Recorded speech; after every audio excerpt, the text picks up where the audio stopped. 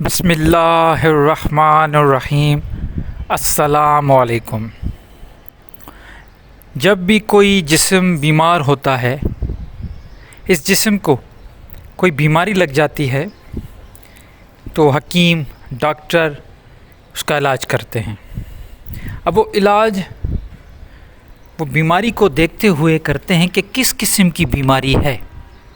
اس جسم میں لاکھوں کروڑوں سیلز ہیں، ٹیشوز، مسلز، پھر آرگنز، یہ ساری چیزیں مل کے ایک انسان بنتا ہے۔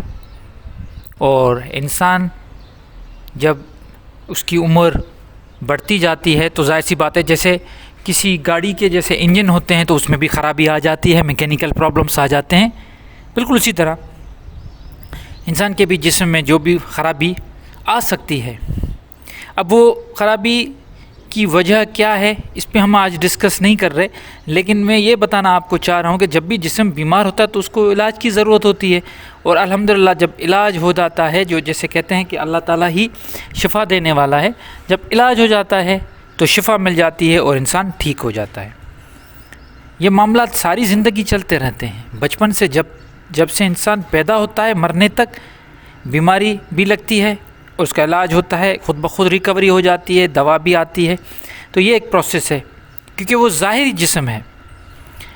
اب یہاں پہ اگر ہم اس پوری کائنات میں جو ایک قانون لاگو ہے جس کو ہم تضاد کا قانون کہتے ہیں، اگر اس کو یہاں پہ بھی لاگو کریں، کیونکہ ہوگا یہ تضاد کا قانون ذرے ذرے کائنات کے ذرے ذرے میں لاگو ہوگا، تو جیسے اس پہ لاگو ہوگا تو جب ظاہری جسم ہے تو باطنی جسم بھی ہوگا، یہ تو کنفرم بات ہو گئی۔ ظاہری وجود ہے تو باطنی وجود بھی ہے۔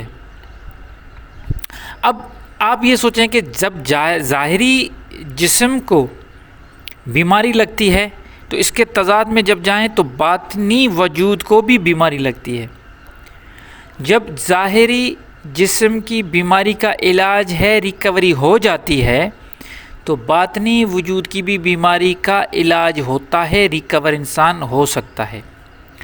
اب جب ظاہری جسم میں بیماری کون کون سی ہو سکتی ہے؟ کوئی آرگنز فیل ہو سکتا ہے، دل کی بیماری ہو سکتی ہے، جسم کے مختلف حصوں میں کوئی زخم ہو سکتا ہے، کڈنی فیل ہو سکتی ہیں، دماغی مسئلے ہو سکتے ہیں، آنکھوں کی بیماری، منہ کی بیماری، کوئی نہ کوئی اپنے پھیپھڑوں کی بیماری، جو بھی جسم میں جو کچھ ہے کہیں پہ کوئی نہ کوئی بیماری آ سکتی ہے، اور اس کے بہت سارے اقسام موجود ہیں اور اس کی ریکوری دواؤں سے ہوتی ہیں۔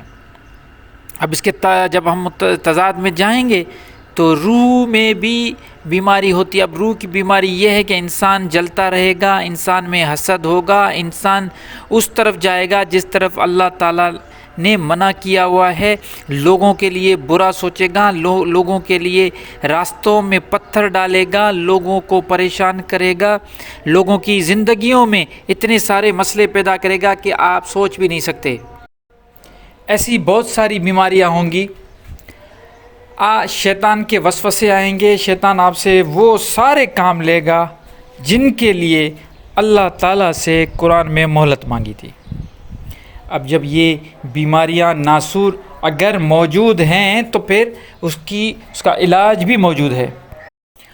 اب روح کی جو بیماری ہے اس کا علاج بالکل آسان ہے، لیکن مسئلہ یہ ہے کہ کون بتائے۔ لوگوں نے تو دکانیں کھولی ہوئی ہیں، لوگ کیا کرتے ہیں، اپنی دکانیں چمکانے کے لیے، دنیاوی کچھ فائدے حاصل کرنے کے لیے لوگوں کو بھٹکا رہے ہیں، تو اس کی بیماری کا علاج صرف اللہ کے ذکر سے ہے۔ اللہ کا ذکر کثرت سے کرو، اللہ تعالیٰ کو یاد رکھو، ہر سانس کے ساتھ، اپنے ہر عمل کے ساتھ اللہ کے وجود کو اپنی سانسوں میں بساؤ، اور یہ چیزیں آپ کو ساری زندگی کام آئے گی۔ آپ کو کیا کرنا ہے؟ آپ کو کثرت کے ساتھ، اللہ تعالیٰ قرآن میں فرماتا ہے کہ مجھے تم یاد کرو، میں تمہیں یاد کروں گا، اپنی محفلوں میں مجھے یاد کرو، میں اپنی محفلوں میں تم کو یاد کروں گا۔ تو اللہ تعالیٰ کو بار بار یاد کرنا، ذکر کرنا، اور اس کی بتائی ہوئی شریعت، جو کچھ شریعت محمدی حضور صلی اللہ علیہ وآلہ وسلم کے تھرو ہمیں یہاں پہ ملی ہے، ہمارے پاس موجود ہیں، جو بھی قانون زندگی گزارنے کے قرآن شریف میں ہمیں بتائے گئے ہیں، ان پہ ہمیں عمل کرنا ہے۔ یہی عمل راہ نجات ہے، اسی سے ہی آپ کا روح بیدار ہوگا، اسی سے ہی آپ کے کام بنیں گے، اسی سے ہی آپ کو شفا ملے گی۔